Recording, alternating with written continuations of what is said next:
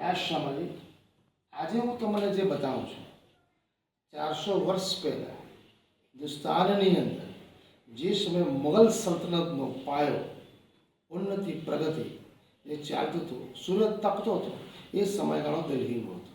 દિલ્હીનો બાદશાહ કોણ હતો? આલમગીર ઔરંગઝેબ, જે 17મી 18મી સદીમાં દિલ્હી સલ્તનત સમગ્ર વિશ્વમાં આગળ હતી.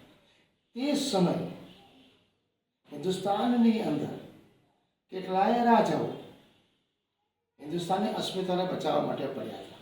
રાષ્ટ્રપતિ, ગરીબ, મધ્યવર્ગ, અમીર બધા પણ વ્યક્તિ ત્રાસી ગયા હતા. તે સમયે નિજાનંદ સંપ્રદાય, જેને અમે પ્રણામી ધર્મ કહીએ છીએ, એની સ્થાપના કરનાર ધણીશ્રી દેવચંદ્રજી મહારાજ, જેને અમે શ્યામાજીના અવતાર કહે છે, તેમનો પ્રાદુર્ભાવ વિક્રમ સંવત 1638 થી 1712 આજનું જામનગર એ સમયે નવાનગર કહેવાતું. એમણે આ ધર્મની ધોરણ સંભાળી. એમના શિષ્ય ત્યાર પછી મહારાજ ઠાકોર, જે ઇન્દ્રાવતી શક્ય તરીકે અમે ઓળખીએ જેમનું ત્યાં સમયગાળા દરમિયાન નામ સ્વામી શ્રી પ્રાણનાથજી મહારાજ અમે કહીએ છીએ. એમનો સમયગાળો વિક્રમ સંવત 1675 થી 1751. એમણે આ તે જગની પીઠ, જેને અમે મહામંગલપુરી ધામ સુરત કહે છે, તે એમણે શરૂઆત કરી. ત્યારબાદ એમની જોડે જે 5000 સુંદર સાથે લઈને ચાલે, એમાં 2 મુખ્ય બ્રહ્મસૃષ્ટિ હતી. એમના મત પ્રમાણે પરમધામમાંથી આવેલ જેટલી પણ બ્રહ્મસૃષ્ટિઓ છે એમાં 2 મેઇન બ્રહ્મસૃષ્ટિ હતી. એ તો શાકુમાર અને બીજી શાકુમાર. તે સમયે શાકુમાર એમણે ઔરંગઝેબના હૃદયમાં જોયું, જે દિલ્હી ખાતે સલ્તનતમાં બાદશાહ હતા. તે સમયગાળા પન્ના, જે મધ્યપ્રદેશ હાલમાં પણ બુદેલખંડ કહે છે, ભારત માતાનો વક્ષ સ્થળ બુદેલખંડ, જે પન્ના, એના શ્રી મહારાજ છત્રસાલ. આ શરૂઆત છે. પણ તે સમયગાળા 17મી 18મી સમયે ઔરંગઝેબ બાદશાહ બહુ જ ધર્માંધ, કપટી, નિષ્ઠુર, ચાલાક, ગરીબ, અમીર, મધ્યમ દરેકને ધર્માંતરણ કરાવનારો માણસ હતો.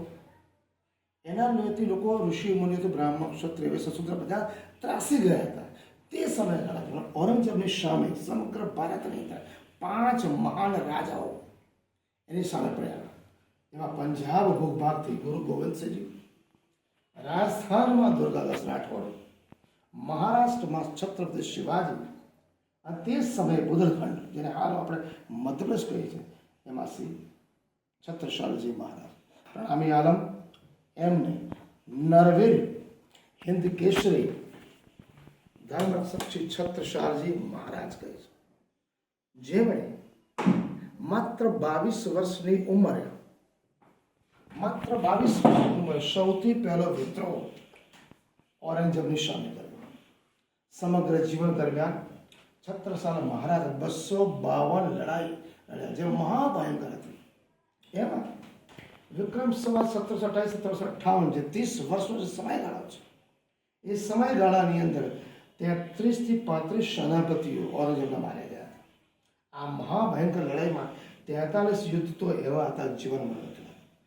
ઔરંગઝેબ અને દિલ્હી સલ્તનતમાંથી ખદેડનાર એના જીવનના અંતિમ વર્ષો આસામને 27 વર્ષ સુધી ભગાડનાર માત્ર ને માત્ર નરવીર હિન્દ કેસરી મહારાજા છત્રસાલ હતા. એમનું જીવન ચરિત્ર જો આપણે સાંભળીએ તો સમગ્ર વર્ષ ટૂંકું પડે. મારો આ નાનકડો પ્રયાસ છે, કારણ કે આથી 400 વર્ષ પહેલાં મુગલ સલ્તનતના ઇતિહાસકારો, સાહિત્યકારોએ જાણે અજાણે શ્રી છત્રસાલજી મહારાજને અન્યાય કર્યો એવું મને લાગે છે. એટલે મારો આશા એ છે કે સમગ્ર દુનિયા છત્રસાલજી વિશે જાણે અને અનુભવ કરે. અસ્તુ પ્રણામ.